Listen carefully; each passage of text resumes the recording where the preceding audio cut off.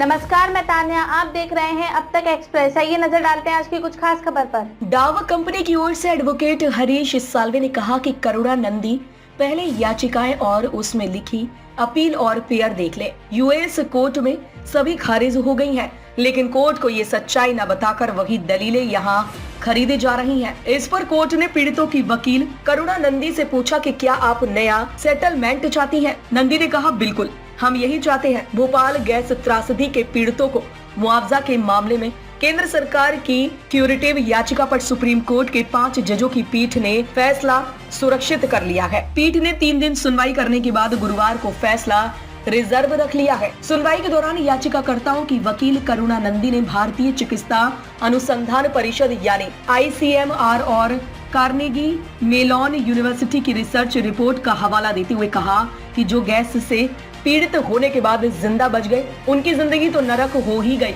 लेकिन जो कथित रूप से स्वस्थ थे, उनकी भी मौत असमय ही हो गई। सरकार और जिम्मेदार कंपनी के बीच आपराधिक और सिविल दोनों स्तर पर सहमति समझौता हुआ था। रिव्यू अर्जी पर कोर्ट का फैसला निर्णायक था। इस पर पीठ ने नंदी को कहा कि आप मुद्दे से भटक रही हैं। ये मूल याचिका नहीं बल्कि केंद्र सरकार की ओर से दाखिल क्यूरेटिव याचिका है। हम इस पर ही सुनवाई कर रहे हैं। डाव कंपनी की ओर से पेश एडवोकेट हरीश साल्वे ने कहा, करुणानंदी पहले याचिकाएं और उसमें लिखी अपील और प्रेयर देख ले। यूएस कोर्ट में सभी खारिज हो गई हैं, लेकिन कोर्ट को ये सच्चाई न बताकर वही दलीलें यहाँ रखी जा रही हैं। इस पर कोर्ट ने पीड़ितों की वकील करुणानंदी से पूछा कि क्या आप नया सेटलमेंट चाहती हैं। नंदी ने कहा, बिल्कुल, हम यही चाहते हैं। पारेख ने जब ये कहा कि पिछली बार भी जब समझौता हुआ था तो कोर्ट तीसरा पक्षकार था। इस पर जस्टिस संजय किशन कौल ने कहा कि हम कोई पक्षकार नहीं थे। हम पक्षकारों के बीच की दूरी खत्म करने के लिए मध्यस्थता के जरिए पुल का काम कर सकते हैं। हमारी भूमिका वैसे ही है जैसे तलाक लेने पर आमादा जोड़े को मध्यस्थता के लिए आमने सामने बिठाना, फिर आगे का सफर तय करना दंपति का काम होता है। जस्टिस खन्ना ने कहा कि इतने वर्षों बाद उन्हीं आंकड़ों के बारे में टिप्पणी की कि बहुत मुश्किल है इतने पुराने आंकड़ों में पड़ताल करना। इस पर जस्टिस विक्रम नाथ ने याचिकाकर्ताओं से कहा कि उन सभी की शिकायतें भारत सरकार से है, न कि यूनियन कार्बाइड कंपनी से। जस्टिस ओक ने कहा कि क्या किसी ने सरकार से और ज्यादा मुआवजे की मांग कभी की है। संजय पारेख ने कहा कि कई बार की गई है। हरीश साल्वे ने डाव कंपनी की ओर से दलील की। अलग अलग स्तर और मंच पर दावेदारों का हुजूम है। साल्वे ने कहा कि तत्कालीन प्रधानमंत्री राजीव गांधी और कंपनी के मालिक फॉरेन एंडरसन की पेरिस के एक होटल में मुलाकात की भी चर्चा होती है। कुछ लोगों के लिए इसमें साजिश का एंगल भी है। पिछली बार जब समझौते पर सहमति बनी थी तो पीड़ित पक्ष 500 करोड़ रुपए मुआवजा दिए जाने की बात कह रहा था। यूनियन कार्बाइड उर्फ डाव केमिकल्स ने 450 करोड़ रुपए ही दे पाने की बात कही थी। तब कोर्ट ने दोनों पक्षों को 470 करोड़ रुपए में मामला तय करने की बात कही थी।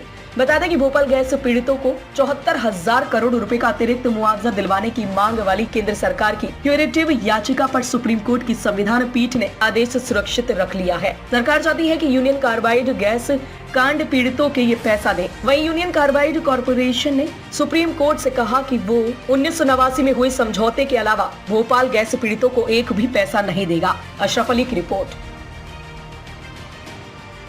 भोपाल के अंदर विश्व की सबसे बड़ी त्रासदी माने जाने वाली गैस त्रासदी जो 2 और 3 दिसंबर की दरमियानी रात सन 1984 में रिलीज़ हुई थी, जिससे सरकारी तौर पर 5,000 लोगों की मौत हो गई थी।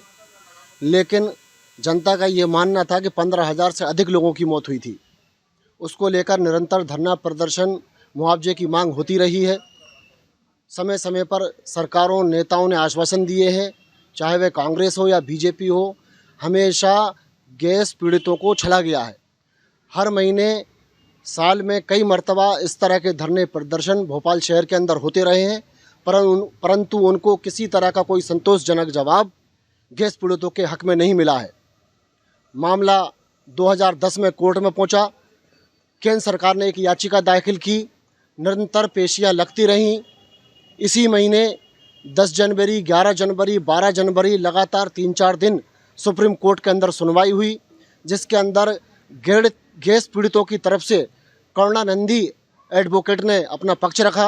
उनका ये कहना है कि कई लोग आज भी उस गैस त्रासदी का दंश झेल रहे हैं और मौत के आगोश में समा गए हैं। इसलिए डाव केमिकल यूनियन कार्बाइड को 7400 करोड़ रुपया भोपाल वासियों को मुआवजा दिए जाना चाहिए। सुप्रीम कोर्ट ने फैसला सुरक्षित रख लिया है। अब देखना है कि आने वाले समय में गैस पीड़ितों के हक में फैसला क्या होता है। बहरहाल डाव केमिकल की तरफ से वकील सालिब जी का ये कहना है कि इतनी बड़ी रकम हम उनको नहीं दे सकते हैं। 470 करोड़ का मुआवजा हम दे चुके हैं। अब निरंतर भोपाल के अंदर इसकी लड़ाई अब्दुल जब्बार, हमीदा बी जैसे कई लोग लड़ चुके हैं और स्वर्गवासी हो गए हैं। अब भोपाल के अंदर गैस पीड़ितों की लड़ाई रंजना डींगरा, बालकृष्ण नामदेव, रशीदा बी जैसे लोग अभी भी संघर्ष कर रहे हैं और बराबर शासन प्रशासन के खिलाफ धरना और घेराव करते रहते हैं। लेकिन अब देखना यह है कि सुप्रीम कोर्ट का रुख किस तरफ होता है। बहरहाल भोपाल का ये दंश 40 साल के बाद भी लोग झेल रहे हैं। आने वाली नस्लें भी अप्राकृतिक तौर से सही नहीं है। प्रकृति के अनुसार जो हिसाब से जीवन उनका होना चाहिए वैसा नहीं है। अब देखना है कि इनको मुआवजा आखिर कब और कितना मिलता है।